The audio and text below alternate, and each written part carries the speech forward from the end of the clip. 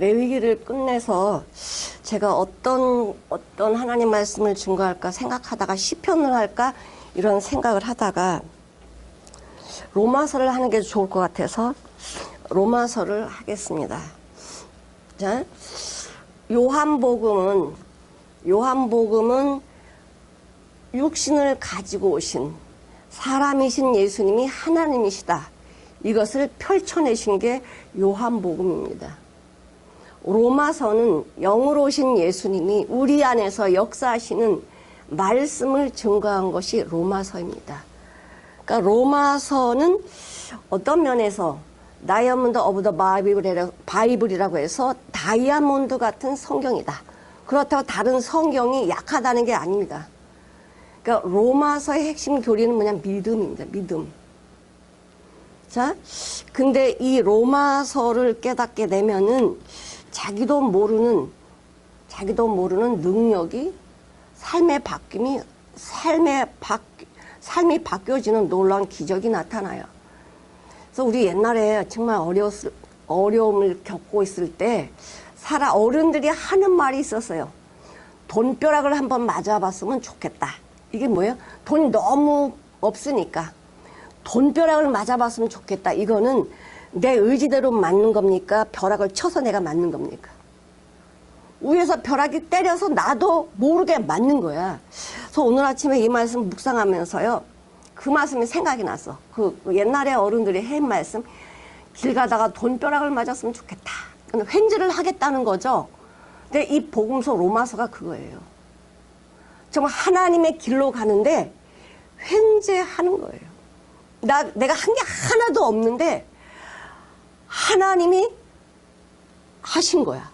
눈을 뜨고 봤더니 내가 한 게 아니고 하나님이 하셨구나. 내 인간의 의지나 계획이 아니었구나. 우리가 잘 아는 어거스틴이 있잖아요. 어거스틴은 참 수도사였지만 삶은 엉망이었습니다.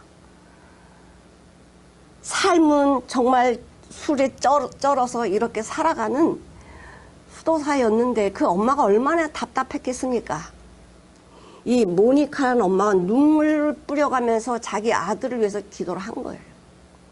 하도 이 모니카 엄마가 눈물 뿌려서 기도를 하니까 보다 못한 그 대주교 암브로스라는 대주교가 이렇게 말해요. 어머니, 기도하는 자식은 망하지 않습니다. 기도하는 자식은 망하지 않습니다. 그래서 모니카가 이 자기 아들을 위해서 그렇게 눈물로 기도했어요. 그러나 이 어거스틴은 낮에는 말씀을 가르쳤고 저녁에는 술로 세상을 보내고 이런 세월을 살면서 자기 마음속에 하나 있는 게 뭐냐? 하나님, 나 왜 여기서 이렇게 살게 해요? 나 이러고 싶지 않은데 난 언제까지 이 장소에 놔둘 것입니까? 지가 같이 하나님을 놔둔 거예요? 인간은 죄를 하나도 이길 수가 없어요. 내가 안 해야지 이게 아닙니다. 그냥 죄라는 게 나를 목줄을 끌고 가요. 나 원하지 않아도 가요. 사람들이 죄 짓는 건 나쁘다 다 알아. 근데 왜 죄를 왜 짓습니까? 끌려가요. 끌려가도요, 내가 좋으니까 끌려가지 나쁘면 절대 안 끌려갑니다. 죄를 왜 짓느냐? 내가 사랑해. 죄를 사랑하니까 죄를 짓는 거예요. 그러면서도 기도는 어떻게 하냐? 하나님은 왜 죄 짓는데 내 놔둬요? 나를 이곳에 놔둬요? 나 왜 근심하게 만들어요? 나 왜 문제 속에서 하나님 말씀 믿지 않게 만들어요? 전부 지가 좋아서 해놓고는 하나님한테 뭐예요? 원망하는 거예요. 그러던 어느 날 이 어거스틴이 또 술이 만취가 돼가지고 오는데 이상한 소리가 들리는 거예요. 어떤 어린아이 같은 소리인데 어린아이 여자인지 남자아이인지 모르겠는데 아주 어린아이가 뭐라고 말하냐면 톨레레게 이 소리가 들리는 거예요. 꿈인지 환상인지 모르는데 그냥 술이 채 떡이 됐으니까 뭐 길거리에 엎어졌는지 어쩐지 모르는데 이 소리가 들린 거예요. 그래서 너무나 이 취중에 깊이 바뀌어버린 거야. 그래가지고 이 톨레에게 뭐냐면 책을 집어라. 책을 집어라 이 소리야. 그래서 집에 돌아가서 책을 딱 폈는데 어디를 폈냐? 로마서 13장을 폈습니다. 우리 로마서 13장을 한번 보시겠습니다. 자, 우리 11절부터 14절까지 읽어보시겠습니다. 또한 너희가 이 시기를 알거니와 자다가 깰 때가 벌써 되었으니 이는 이제 우리의 구원이 처음 받을 때보다 가까웠음이니라. 밤이 깊고 낮이 가까웠으니 그러므로 우리가 어둠의 일을 벗고 빛의 갑옷을 입자. 낮에와 같이 단정히 행하고 방탕과 술 취하지 말며 음란과 후색하지 말며 쟁투와 시기하지 말며 오직 주 예수 그리스도로 옷 입고 정욕을 위하여 육신의 일을 도모하지 말라. 이 말씀이 딱 펼쳐진 거예요. 어거스틴한테. 근데 이 마음에 꽂힌 게 뭐냐면 13절. 자기 삶이 그랬잖아요. 매일 술 취해서 방탕한 삶이었잖아. 그래가지고 이 어거스틴은 어디냐? 이 사창가에서 어떻게 했어요? 사생활을 낳아요. 그래서 낮에와 같이 단정히 행하고 방탕과 술 취하지 말라. 이게 어거스틴 마음에 꽂혀버린 거예요. 음란과 호색하지 말며 쟁투와 시기하지 말고. 이 말씀이 어거스틴의 삶을 바꾸게 되었어요. 인생의 터닝 포인트가 된 거예요. 아, 주님이 나를 이렇게 지키셨구나. 자기는 술 취하고 방탕한 생활을 했지만 하나님의 말씀이 그의 삶을 바꿔놓으셨어요. 그래서 어거스틴이 이 말씀 회심을 하고는 어떻게 살아나? 성자처럼 살았어요. 그래서 어거스틴 앞에 뭐가 붙어요? 성 어거스틴, 센티 어거스틴. 그 이름이 붙게 되었어요. 그래서 이 어거스틴이 이 로마서를 보고 엄청난 은혜를 받아서 로마서 주석을 썼어요. 그런데 또 이 로마서를 통해서 이단들이 너무 많이 나온 거야. 기독교가 성행하면, 기독교가 부흥을 하게 되면 따라오는 게 뭐냐면 이단들이야. 이 로마서를 우리가 제대로 말씀을 깨닫게 되면 우리 터닝 포인트가 되신 분들은 더 힘차게 나갈 것이고, 그게 안 되신 분들은 주님의 또한 은혜가 임할 것입니다. 로마서는 사도 바울이 로마에 가기 전에 로마 교회를 보지도 않았어요. 근데 로마서를 기록을 한 거예요. 그 당시에 로마의 황제는 누구냐면 클라우디오라는 황제였는데 힘이 별로 없어. 그런데 이 로마의 기독교인들이 부흥을 하니까 추방시키라는, 로마 사람들이 기독교를 추방시키라는 자꾸만 이런 말들이 들려. 그래서 이 황제가 기독교인들을 추방을 시켜요. 거기에 유대인들이 있었고 이방인들이 있었어요. 헬라인들이 있었어요. 그래서 이 사람들이 추방되면서 각처로 흩어져 버렸어. 근데 이 클라우디오 그 아내가 참 사람이 얼마나 악한지 보세요. 이 아내가 자기 남편을 죽여요. 그리고는 자기 친아들도 아닌 양자인 아들 네로를 왕으로 세워요. 그러니까 처음엔 네로가 정치를 잘 하다가 어떤 마음이 들었냐면 자기 남편도 죽이는 저 엄마는 나도 언젠가는 죽이겠다. 이 생각이 오면서 뭐가 왔냐? 정신이 이상해지기 시작했어. 그때부터 이 네로가 저녁마다 뭐하냐? 술과 여자로 난잡한 생활을 해요. 그리고는 기독교인들을 탄압하게 돼요. 그래서 네로는 기독교인들이 막 원형 경기장에서 고통당해가 죽어가는 모습을 보면서 희열을 느끼는 거예요. 이런 미치광이 네로가 뭐 했냐? 복음을 더 굳건하겠다는 거예요. 그들이 하나님의 복음의 말씀을 부인하지 않았습니다. 그 죽음에서도, 사형 현장에서도 주님을 부인하지 않고 주님을 찬양하며 죽어가는 저들의 모습을 보면서 네로는 어떠냐? 불안한 뭘로 더하냐? 더 기독교인들을 죽이는 거예요. 하나님이 능력이 없어서 그 네로 하나 못 죽이십니까? 아니요.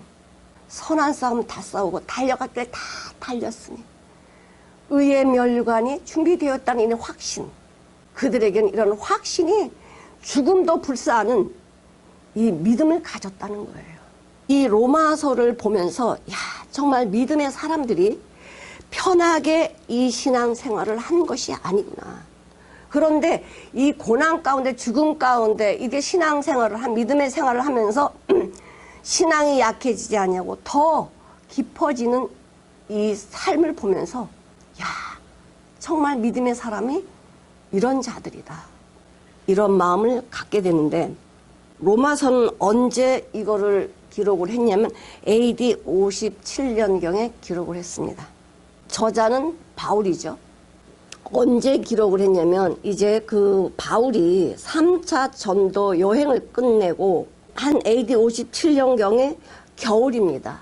3개월 정도 고린도에 머물게 되면서 이 로마서를 기록을 합니다.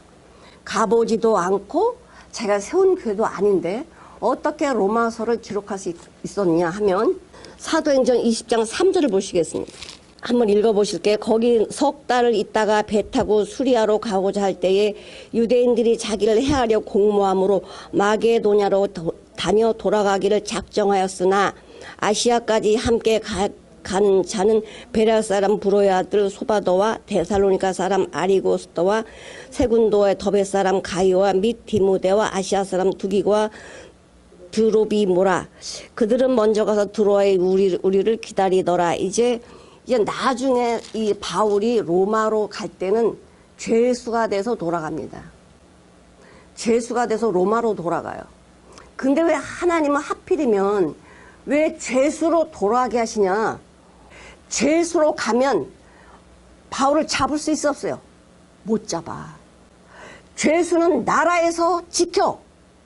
그러니 아무 해도 받지 않고 로마에 들어갈 수 있었고 총독 앞에서 하나님의 말씀을 증거하는 기회를 하나님이 허락하신 거예요. 하나님은 이 바울을 죄수로 만들어가지고 보호를 받으면서 복음을 전하도록 길을 여셨다는 거예요. 자, 사도행전 16장을 한번 보시겠습니다. 1절 보시겠습니다. 바울이 더베아 루스도라에도 이름에 거기 디모데라고 하는 제자가 있으니 이 모치는 믿는 유대 여자여 부치는 헬라인이라. 디모데는 루스도라와 이고니온에 있는 형제들의 칭찬을 받는 자니 바울이 그를 데리고 떠나고자 할 때 그 지경에 있는 유대인들 인하여 그를 데려다가 할례를 행하니 이는 그 사람 그의 부치는 헬라인 줄 다 알미로라. 자, 이렇게 사도 바울이 이제 죄수로 가기 전에 디모데를 자기의 후계자로 이렇게 정해 놓잖아요. 자, 그런데 이 바울 서신에 보면은 이 로마서를 먼저 기록한 게 아닙니다. 우리 한번 바울이 무엇을 기록했는지 바울이 기록한 연대를 한번 보면은 자, 바울이 AD 한 34년에 주님을 만나요. 다메섹 도성에서 주님을 만나가지고 거기서 회심을 하면서 AD 68년경에 순교를 해요. 그래서 34년 동안 복음을 전하게 되는 거죠. 자, 그러면서 AD 34년에서 37년까지는 아라비아에 체류를 해. 거기서 복음을 전합니다. 그게 갈라디아서 1장 17절에 우리 한번 찾아보려면 시간이 많지만 그래도 찾아볼까요? 나보다 먼저 사도된 자들을 만나려고 예루살렘으로 가지 아니하고 오직 아라비아로 갔다가 다시 다메섹으로 돌아갔노라. 자, 아라비아에 체류를 했고 44년부터 46년까지 안디옥에서 사역을 하게 됩니다. 사도행전 11장 25절 바나바가 사울을 찾으러 다소에 가서 자, 안디옥이죠. 안디옥 사역을 AD 44년, 46년에 하게 되고 47년부터 49년까지는 1차 선교 여행을 떠납니다. 1차 선교 여행 떠나는 게 사도행전 13장에서 14장까지 말씀하고 계시는데 다 읽지 못하겠고요. 그 다음에 AD 49년에 예루살렘에 공회의에 참석을 해요. 할례 문제로 인해서 공회에 참석해서 이제 변론하는 것을 들을 수가 있는데 사도행전 15장 1절에서 35절까지 그 내용이 있고요. AD 49년에서 52년까지 2차 선교 여행을 떠납니다. 사도행전 15장 36절에서 18장까지. 그 다음에 51년에, AD 51년에는 데살로니가 전후서를 고린도에서 쓰게 돼요. 그러니까 AD 51년에 처음으로 데살로니가 전후서를 기록을 하게 되죠. 사일전 3장 1절에서 10절 말씀을 보시고 데살로니가 후서 2장 15절 말씀을 기록하고 있고, AD 53년에서 58년까지 3차 선교 여행을 떠납니다. 3차 선교 여행이 사도행전 18장 22절에서 20장 35절까지 3차 선교 여행을 기록하고 있어요. 자, AD 55년에는 고린도 전서를 에베소에서 쓰게 됩니다. 기록을 하게 되는데, 고린도 전서 4장 17절, 16장 8절에 기록하고 있죠. 그 다음에 고린도 후서도 빌립보에서 쓰게 되는데, 고린도 후서 7장 5절에 기록하고 있습니다. 자, 그 다음에 56년에는 갈라디아서를 마게도니아에서 쓰게 됩니다. 57년엔 로마서를 아까 말씀드렸죠. AD 57년에 로마서를 고린도에서 기록을 하게 되는데, 로마서 16장 1절에서 23절, 1절 23절, 고린도전서 1장 14절 말씀을 하고 계시는데, 그 다음에 58년에 체포가 돼요. 체포가 돼가지고 사도행전 21장 27절, 59년에는 가이사라에게 호송이 돼요. 사도행전 23장 23절로 33절까지. 그 다음에 61년에 로마 감옥에 투옥이 돼요. 사도행전 28장 16절. 그래서 그 감옥에서 뭘 씁니까? 에베소서, 빌레몬서, 빌립보서, 골로새서 서신을 쓰게 되지요. 자, 그리고는 62년에서 63년 골로 쓰고 64년에 잠깐 석방이 됩니다.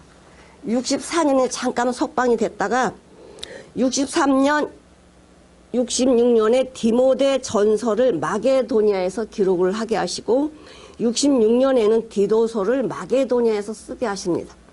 그리고 67년에 AD 67년에 2차 투옥이 돼요. 2차 투옥이 돼서 67년에 디모데후서를 로마에서 쓰게 돼요.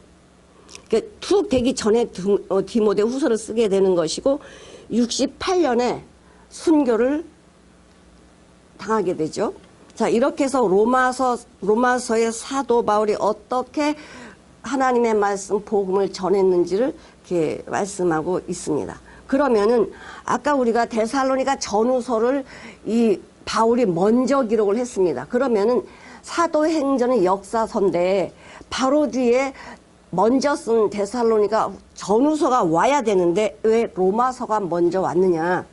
사도 바울의 서신서 중에서 데살로니가 전후서를 먼저 썼으면 사도행전에 그걸 먼저 기록을 해야 되는데 로마서를 먼저 기록했어요. 왜 그러냐? 로마서가 서신서의 대표적인 말씀이라서 그것을 로마서, 사도행전 다음에 로마서를 기록하게 되었습니다. 그러면 우리가 복음서 있잖아요. 복음서는 그럼 언제 썼냐? 언제 써졌냐? 복음서는 마가서가 제일 먼저 기록이 되었는데 AD 55년에서 63년. 그러니까 사도 바울이 데살로니가를 먼저 쓰고 복음서는 나중에 쓴 거예요. 자, 그리고는 누가복음이 그 다음에 기록을 해요. 그 다음에 마태복음이 세 번째로 기록이 되고 요한복음 아주 뒤에 몇 년에 기록되냐면 85년에 90년 사이에 요한복음이 사도 요한에 의해서 기록이 됩니다. 맨 나중에 기록이 돼요. 거의 사도 요한이 죽을 때쯤 됐을 때 요한복음을 기록하고 계시록은 언제 기록하냐? 요한복음보다 또 뒤에 기록을 하게 되죠. 사도 요한이 요한복음을 기록하게 됩니다. 자, 바울의 서신이 먼저 기록이 되었다는 사실입니다. 자, 로마서에 이렇게 중요한 부분들을 다루고 있는 목적은 뭐냐면, 자, 사도 바울이 어떤 사람이었어요? 예수님 만나기 전에 사도 바울은 어떤 사람이었냐? 율법으로는 흠이 없는 사람이었습니다. 자, 우리 3장 4절부터 6절까지 예수님 만나기 전에 바울의 이 신앙이라고 하는 이 믿음이 어디서 나왔는가 한번 보시기 바랍니다. 그러나 나도 육체를 신뢰할 만하니 만일 누구든지 다른 이가 육체를 신뢰할 것이 있는 줄로 생각하면 나는 더욱 그러하니 내가 8일 만에 할례를 받고 이스라엘의 족속이요 베냐민의 지파요 히브리인 중에 히브리인이요 율법으로는 바리새인이요 열심으로는 그를 핍박하고 율법의 의로는 흠이 없는 자로다. 이렇게 자랑했던 자가 누구냐? 바울이었어요. 예수님 만나기 전에 바울은 자기 의가 너무나 하나님의 자리에 높여져 있었어요. 자기 의가.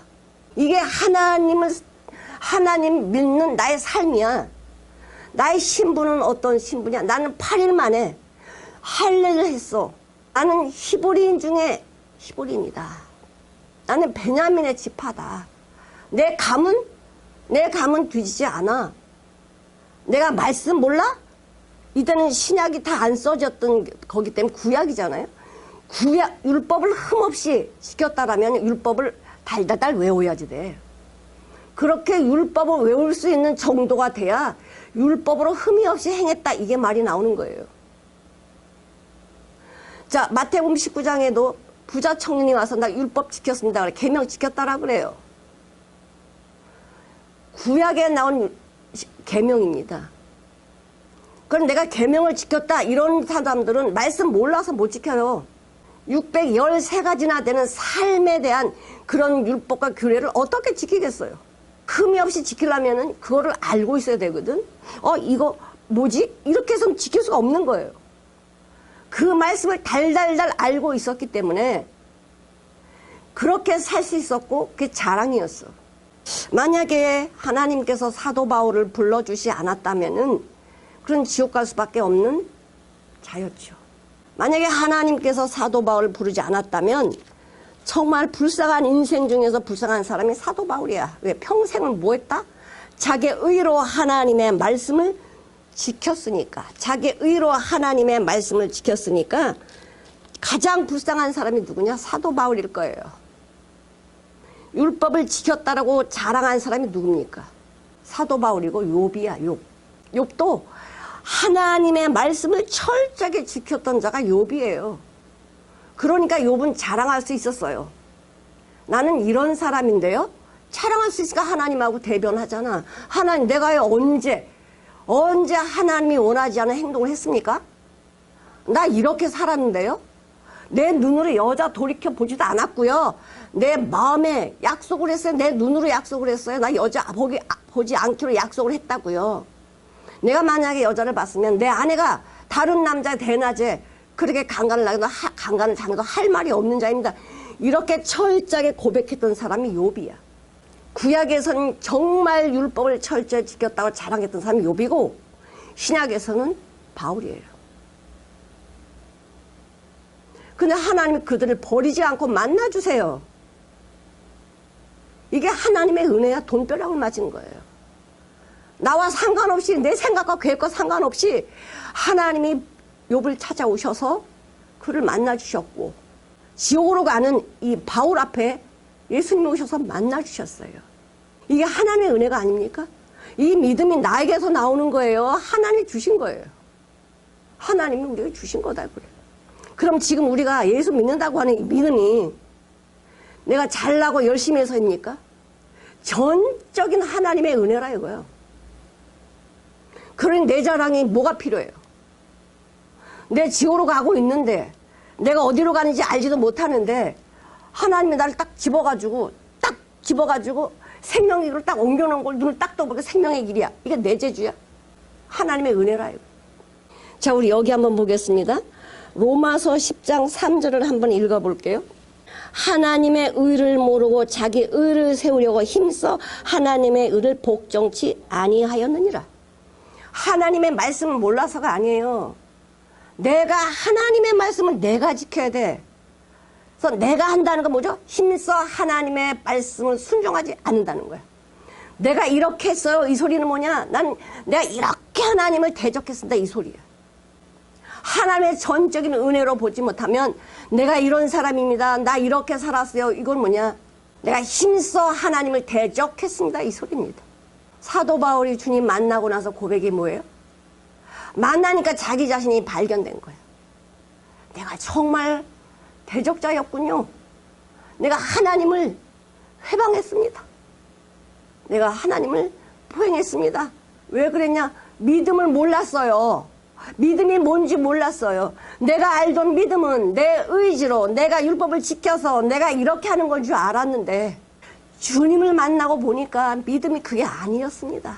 믿음이 없어서 예수 만나지 못해서 이런 삶을 살았다고 바울이 그냥 웃으면서 기록을 했겠습니까? 얼마나 뼈아픈 그 사무치는 그 말씀을 기록을 했겠냐고요.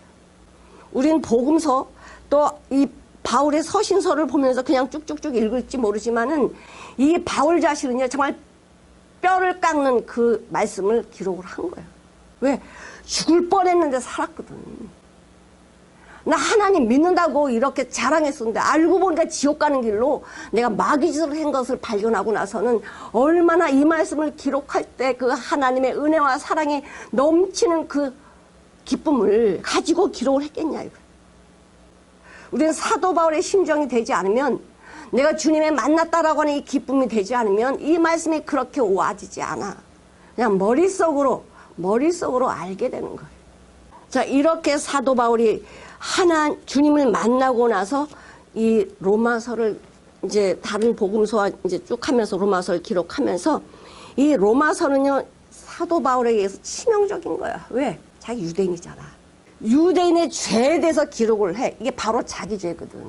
나만 다른 사람만 죄인이라고 하는 게 아니라 내가 그런 죄인이었는데 당신과 같은 난 유대인입니다. 난 당신들이 가지고 있는 대로 나는 생각을 했고 그렇게 살았습니다. 이것을 뼈저리게 느껴서 기록을 했어요.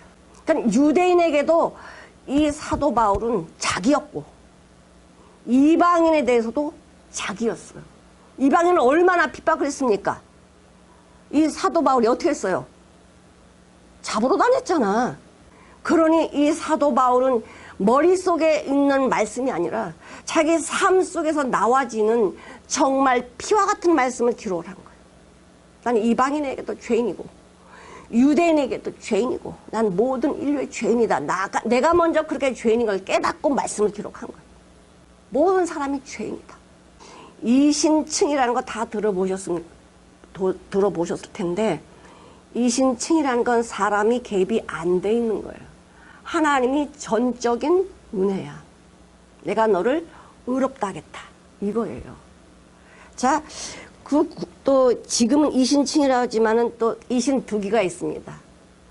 득이라는 건 내가 받는 거예요. 하나님이 이렇게 선물을 탁 나한테 던져준 게 이게 이신득이고 하나님 칭하는 거는 이신층. 그러니까 다 해놓은 걸 받는 것이 난 구원을 얻은 것이고 하나님이 너는 죄인이 아니야. 넌 믿음으로 너를 내가 건져냈어. 칭의해 주신 거예요. 1장에 로마서 1장에는요. 이방인들의 죄에 대해서 낱낱이 기록하고 있었어요. 2장은 유대인의 죄에서 유대인이 왜 죄인이냐? 교만한 거야. 우리가 먼저 말씀을 받았어. 이게 얼마나 그들에게 자부심이었냐면 아주 이방인은 우습게 알았잖아요. 유대인들은 하나님의 말씀을 먼저 받은 선민으로서 교만했고 뭐 했냐? 외식하는 거야. 외식이 뭐예요? 아닌데 긴 것처럼 말하는 거야. 난 그런 생명이 없는데 할 수 있다라고 말하는 거예요. 자, 그럼 1장의 이방인들의 죄는 뭐냐? 이게 다 하나님이야, 이게. 다 하나님이야. 범신론. 또 얼마나 타락을 했냐, 이 이방인들이 음란한 행동을 하는 거예요. 어디까지 가요? 동성애까지 가요. 이방인들의 죄는 우상과 성타락이에요. 그러면서 결론적으로 3장은 모든 사람이 죄인이다. 모든 사람이 죄인이다. 1, 2, 3장에서 사도 바울이 기록하고 있어요. 오늘은 로마서 서론을 먼저 말씀을 드릴 거예요. 로마서의 가장 핵심적인 내용이 뭐냐면 우리가 너무나 잘 아는 이신층입니다. 이신층이. 오직 의인은 믿음으로 말미암아 살리라. 하나님 앞에서는 우리가 그 득이 받은 것이고 하나님의 입장에서는 우리에게 칭의, 넌 하나님의 자녀라고 칭의해 주셨어요. 그러니까 로마서의 핵심적인 구원의 원리는 믿음. 또 누가 가서 세운 적이 없는데 어떻게 로마의 교회가 세워졌냐. 로마서 2장 5절을 보시면 그때 경건한 유대인이 천하 각국으로부터 와서 예루살렘에 우거하더니 이 소리가 나매 큰 무리가 모여 각각 자기의 방언으로 제자들의 말하는 것을 듣고 소동하며 다 놀라 기이 여겨 이르되 보라 이 말하는 사람이 다 갈릴 사람이 아니냐. 우리가 우리의 각 사람의 난 곳 방언으로 듣게 되는 것이 어찌미뇨. 우리는 바데인과 메데인과 엘람인과 또 메소포다미아, 유대와 가바도기아, 본도와 아시아, 부르기아와 밤빌리아, 애굽과 및 구레네에 가까운 리비아 여러 지방에서 사는 사람들과 그 다음에 보세요. 로마로부터 온 나그네. 로마로부터 온 나그네 곧 유대인과 유대교에 들어온 사람들. 그때 그러니까 글라디오 황제가 핍박을 해서 추방을 다 시켰잖아요. 그래서 유대인들이 다 흩어져 버린 거야. 근데 오순절날에 예루살렘에 와가지고 이 제자들이 각 나라 말로 방언을 하는 거야. 그러니까 놀랬어요.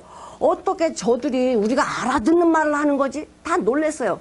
그때 로마에서 쫓겨나온 유대인들과 유대교회에 들어간 사람들이 와서 들은 거예요. 그들이 가서 뭐 했다? 로마 교회를 세웠어요. 복음의 능력이 굉장한 거죠. 로마 교회는 누가 세운 것이 저절로 이 성도들이 가서 세운 거예요. 그런데 이 기틀이 잘 되지 않으니까 뭐가 성행했다? 이상한 말들이 로마 교회에 들어가기 시작한 거예요. 이 소식을 누가 듣느냐? 거기서 추방당할 때 아굴라하고 브리스길라 있잖아요. 두 부부가 추방을 당해요. 굉장히 경건한 사람들이야. 그래서 이 사람들의 직업이 뭐냐? 장막 만드는 사람들이라서 이 사도 바울하고 만나게 돼요. 그래서 만나면서 이 로마에 있는 소식을 이들로부터 전해 들어요. 전해 들으면서 아, 로마에 이런 문제가 있구나. 내가 옛날에 그런 마음을 가졌던 잔데. 그래서 이 로마서를 기록을 하는 거야. 자기가 가지고 간 건 아니죠. 끝없이 교회 내에 뭐가 분쟁이 일어나는 거야. 로마 교회 분쟁이. 지도자가 없잖아. 지도자가. 믿음의 핵심을 모르니까 계속 분쟁이 일어나는 거야. 바울이 유대인한테 이래, 오직 값없이 주시는 하나님의 은혜와 죄인들을 대신해서 죽으시고 또 구속하신 예수 그리스도 믿음으로 구원을 얻는 것이다. 유대인들에 그렇게 기록을 해요. 이방인한테는 뭐라고 말하냐? 구원받은 성도는 결코 죄 아래 살 수 없다. 우리 마음대로 살면 믿으면 다 된 거 아니야? 이렇게 알았던 이방인들에게 구원받은 성도는 그렇게 살 수 없다. 이렇게 말을 하는 거예요. 복음이 뭐냐? 복음. 죄에 대해서 자유한 거예요. 죄. 누가 그렇게 해주셨어요? 예수 그리스도께서. 심판이 우리에게는 없어. 우리를 뭐 했다? 하나님 칭의. 넌 하나님의 자녀야. 의인이야. 전적인 하나니까 다 해. 넌 죄인 아니야. 너에게 심판이 없어. 너희는 하나님의 자녀야. 그러면서 하나님의 자녀 이렇게 살아야 돼. 성화를 말해줘. sanctification. 그 다음에 최우승이다. 최우승이는 뭐냐? 주님이 인정하시는 그 믿음의 삶. 최우승리. 이것을 말해주고 있어요. 하나님의 전적인 주권과 예수 그리스도의 길, 생명의 길, 기독교의 윤리, 핵심적인 것을 사도 바울은 그들에게 말씀을 해주고 있는 거예요. 그 로마서의 메시지 요약이 뭐냐? 복음은 하나님의 능력이다. 복음은 하나님의 법이다. 지켜도 되고 안 지켜도 되고 그게 아니라 하나님의 의라고 법이라고 말씀을 하시는 거예요. 이 법을 제정한 그분, 그 나라의 통치자가 법을 제정했기 때문에 내가 그 나라의 국민이다, 그 나라의 백성이다, 자녀라고 하면은 그 나라의 법을 지켜야 되잖아. 그리고 모두 죄인이기 때문에 누가 필요해요? 예수 그리스도가 필요한 거야. 너의 의로 구원을 얻는 것이 아니고 예수님의 십자가의 피공로로 너희들이 구원받는 거야. 너희들 죄인 된 것 같이, 니네들이 죄인 되려고 죄인 된 거 아니잖아. 한 사람으로 인해서 죄가 그냥 들어와버렸잖아요. 근데 예수님이 또 의인으로 만들어 주셨어. 그런데 뭐만 하면 돼? 믿으면 되는 거예요. 내가 믿어야지? 이건 믿음이 아니에요. 믿음은 믿어져 버리는 믿음이야. 자기 믿음은 믿음이 아닌 거예요. 자, 사도 바울이 이렇게 철저한 율법으로 그냥 삶이 되어 있는 사도 바울이 자기 믿음이 얼마나 강했어요. 자기 믿음을 구원 못 받잖아. 그러면 우리가 사도 바울만큼 말씀을 그렇게 내가 육신으로 지키려고 했나요? 아니에요. 그렇게 못했어요. 근데 이 사도 바울이 예수님 만나는 것을 내가 예수님 만나야지 이래서 만나진 거예요? 하나님은 전적인 하나님의 개입이었잖아. 그냥 믿어야지가 됐겠어요? 믿어져 버린 거예요. 믿어져 버린 거예요. 사도 바울은 내가 여기 가면서 예수님 만날 거야 이런 계획도 없었고 마음도 없었고 뜻도 없었어. 그런데 그 길로 가다가 그냥 갑자기 벼락을 맞은 거예요. 자기도 모르게 더 꼬꾸러지잖아. 거기서 빛이 사도 바울을 두르고 하늘의 소리가 들리는 거예요. 사울아 사울아 어째 네가 나를 핍박하니. 주여 누구십니까? 나는 네가 핍박하는 예수라. 거기서 자기가 믿고 있던 의가 완전히 허물어져 버렸어요. 이게 믿음이 아니구나. 이게 완전히 허물어져 버렸어요. 허물어진 것뿐만이 아니고 이 내가 가지고 있던 이 모든 게 하나님을 대적한 거였어요. 그러니 세상에 하나님한테 심판받을 자잖아. 하나님 심판받을 짓만 했네. 보니까 말할 수가 없었어요. 나는 죄인 중에 괴수입니다. 나는 하나님 앞에 심판받아도 마땅한 자입니다. 이거예요. 사도 바울이 주님을 만나고 나서 어떻게 됐어요? 물을 한 모금을 먹을 수가 없었어요. 내가 하나님 이렇게 섬긴다고 했는데 이것이 구원의 길이라고 이렇게 가르쳤는데 알고 봤더니 하나님을 대적하는 대적자인 것이 발견된 후부터 내가 이런 자구나. 뭐가 들어가겠습니까? 3일을 마시도 먹지도 못했어요. 멀쩡히 가던 길에서 눈이 멀어버렸습니다. 그러니 믿어야지가 아니고 이거는 믿어져 버리는 믿음을 받았어요. 이거는 오두가도 할 수 없이 이거는 내가 인정하고 인정 안 하고가 아니에요. 그냥 탁 맞아버린 거예요. 그냥 믿음이라는 완전히 벼락을 맞아버린 거예요. 바울의 일생을 바꿔놓은 게 뭐예요? 바로 예수 만난 거예요. 예수 만나니까 인생이 완전히 바뀌었어요. 끝이 어디였습니까? 순교의 자리까지 갈 수 있었던 것은 믿어져 버리는 믿음이 사도 바울 그런 길로 인도에 가신 거죠. 하나님의 은혜죠. 이 사도 바울이 이런 주님을 만나고 나서 이런 서신서들과 로마서를 기록하면서 그분 안에 충만하신 성령님께서 이 바울을 통해서 말씀을 하시는데 이게 얼마나 넘쳐. 그냥 하나님의 은혜가 넘치니까 눈물로 내가 기록을 한다. 뭐라고 해요? 내가 눈물로 기록을 한다. 나는 내가 열심히 해서 믿음을 얻는 건 줄 알았는데 그게 아니구나. 하나님이 그냥 주셨다. 그러면서 사도 바울이 뭐라 그랬냐면은 나는 이렇게 안 해요. 이제는 주님. 그러면서 나는 이런 사람이야 이게 아니고 나는 예수님의 노예라. 노예라는 건 가치가 있다 없다. 가치가 없어. 나는 내 주인이 누구냐? 예수님이라는 거예요. 나는 없고 내 안에 그리스도가 산다. 이게 바울의 주님 만난 고백이에요. 나 없어요. 주님이 내 안에 살아요. 갈라디아서 2장 27절처럼 나는 그리스도와 함께 십자가에 못 박혔고 내 안에 그리스도가 산다라고 하는 이런 삶이 돼. 간증뿐만이 아니고 삶이 그렇게 돼. 그러니까 바울을 누르면 바울을 찌른 머리부터 발까지 나오는 거면 예수밖에 안 나왔어요. 자기를 철저하게 발견된 바울은 자기라는 거 요만큼도 내세울 수가 없었어요. 봤잖아 지금 내가 어떤 자인지. 하나님의 대적자, 내가 했던 모든 걸 보니 전부 하나님을 대적하고 찔렀던 그런 것들만 보니 어떻게 내가라는 말이 나오겠어요? 내 안에 주님이. 나는 주님의 종입니다. 주님의 노예입니다. 이 고백을 하게 돼. 이 노예는 이 사도 바울이 자기가 예수 그리스도의 종 바울 이렇게 얘기합니다. 그런데 이 노예를 하나님이 예수님이 어떻게 하셨습니까? 값을 치러야지. 노예에게 자유를 주려면 어떻게, 죄에서 자유를 주려면 어떻게 해야 돼? 값을 치러야 돼.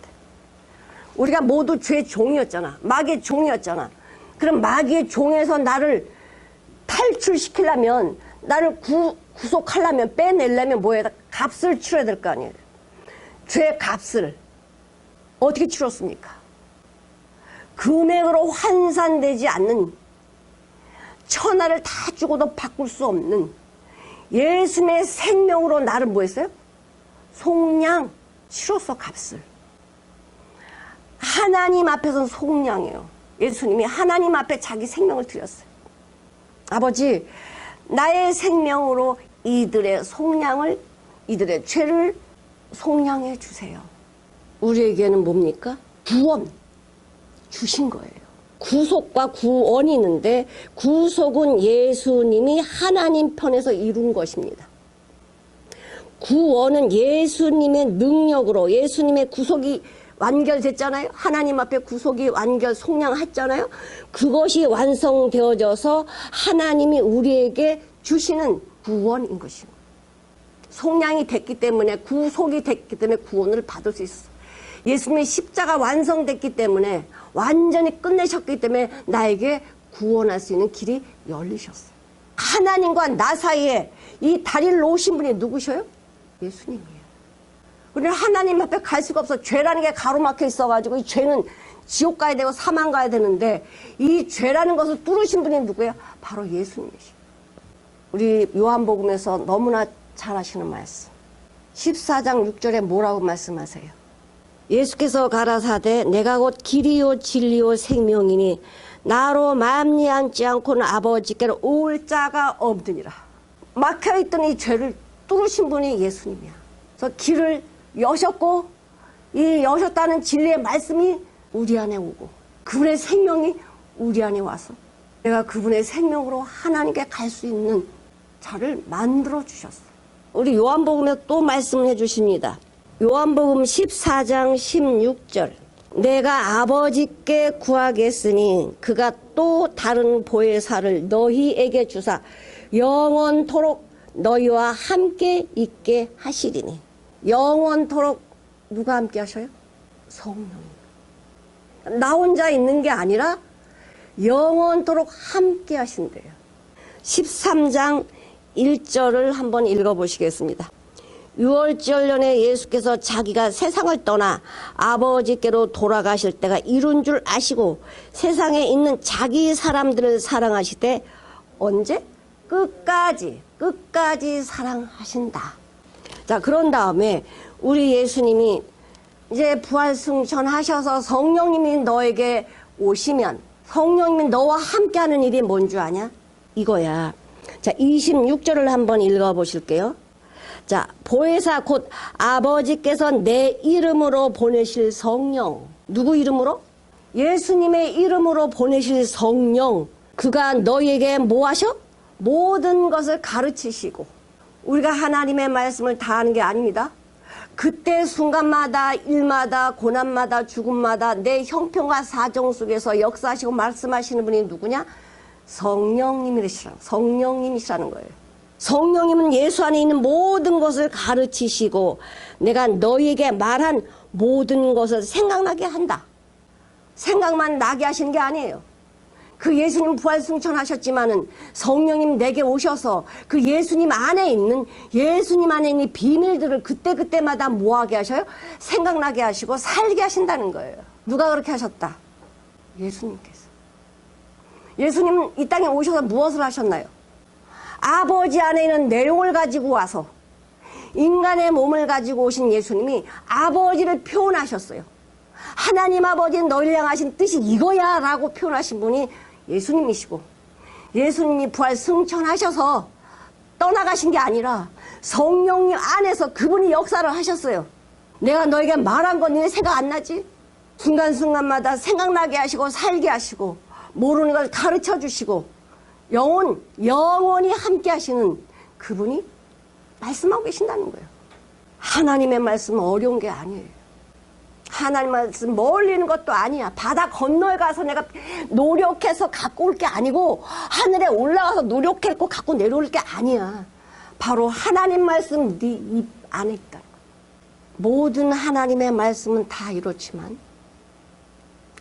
철저하게 자신을 발견한 바울이 고백이에요. 이런 고백이 없었더라면 바울은 로마서를 쓸 수 있는 자격을 갖지 못하죠. 하나님이 쓰게도 하시지 않겠지만 이 하나님의 말씀을 받은 자들, 하나님의 말씀을 받은 자들은 어떠냐? 사도행전 2장 27절 보겠습니다. 이는 내 영혼 음부에 버리지 아니하시며 주의 거룩한 자로 썩음을 당치 않게 하실 것이다. 누가? 거듭난 하나님의 자녀들. 자, 2장 31절을 보실게요.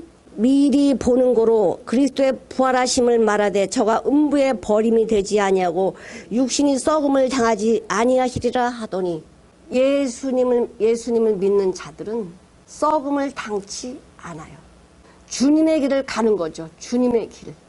13장 34절에서 37절까지 또 하나님께서 죽은 자 가운데서 저를 일으키사 다시 썩음을 당하지 않게 하실 것을 가르쳐 가라사대 내가 다윗의 거룩하고 미쁜 은사를 너에게 주리라 하셨으니 그러므로 또 다른 편에 일렀으되 주의 거룩한 자로 썩음을 당하지 않게 하시리라 하셨느니라. 다윗은 당시에 하나님의 뜻을 쫓아 섬기다가 잠들어 그 조상들과 함께 묻혀 썩음을 당하였으되 하나님의 살리신 이는 썩음을 당하지 아니하셨나니. 자 보세요. 이 육신은 육으로 온 곳은 육으로 가요. 그러나 거듭난 나는 영원히 주님과 함께 썩음을 당하지 아니하고 늙어가지 아니하고 병들지 않고 완전한 몸으로 이렇게 누가 하셨다? 예수님이 하셨다는 거예요. 예수님이 하신 것을 내가 육신의 생각을 믿을 수 있어요? 믿는 그 자체가 자기 자신을 모른다는 거예요. 자기 자신을 알고 발견된 자는요, 나라는 나를 쓸 수가 없어. 왜? 나라는 나는 뭔데? 하나님을 대적하는 대적자거든. 하나님이 이렇게 우리에게 간단하고도 명백하고도 변하지 않는 말씀을 우리에게 주셨어요. 말씀이 곧 하나님이시잖아요. 말씀이 곧 예수님이시잖아. 성경을 줄줄 읽어내는 그런 말이 아니라 무에서 유를 창조하는 말씀, 죽은 것을 살리는 말씀, 이게 말씀이에요. 로마서 8장 15절을 보시겠습니다. 너희는 다시 무서워하는 종의 영을 받지 아니하고 양자의 영을 받았으므로 아빠 아버지라 부르짖느니라. 우리를 자녀로 삼으시고 구는 나의 아버지시다. 요한복음 3장 16절을 보시겠습니다. 하나님이 세상을 이처럼 사랑하사 독생자를 주셨으니 이는 저를 믿는 자마다 멸망치 않고 영생을 얻게 하려 하심이니라.